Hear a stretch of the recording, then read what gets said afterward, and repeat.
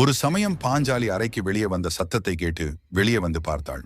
அப்போது அங்கே கர்ணன் நின்று கொண்டிருந்தான். கர்ணனை கண்டதும் அங்கிருந்து பாஞ்சாலி ஓடினாள். கர்ணனும் விடாமல் பாஞ்சாலியை துரத்தினான். பாஞ்சாலி பின்னால் திரும்பி பார்த்தாள். அவளின் மிக அருகே கர்ணன் நெருங்கி சென்று பாஞ்சாலியின் கைகளை பிடித்தான். உடனே பாஞ்சாலி உறக்கத்திலிருந்து திடுக்கிட்டு எழுந்தாள். ஏன் இப்படி கனவு வந்தது என யோசித்த பாஞ்சாலி அது பற்றி கிருஷ்ணரிடம் கேட்டாள். கிருஷ்ணர் கூறினார், பாஞ்சாலி, நீ சிறிது நேரம் உறக்கத்திலிருந்து எழாமல் இருந்தால் கர்ணன் அவனுடைய ஆசையை நிறைவேற்றிருப்பான். பாஞ்சாலி கோபத்துடன், என்ன ஆசை என்றாள். பாஞ்சாலி, அன்று அரசவையில் அவனை அறியாமல் உன்னை அவதூறாக பேசினான். அப்போது கர்ணன் நினைத்திருந்தால் அந்த நிகழ்வு நடக்காமல் தடுத்திருக்கலாம். இன்று வரை இரவில் சரியான உறக்கமில்லாமல் அதையே யோசித்துக் கொண்டிருக்கிறான்.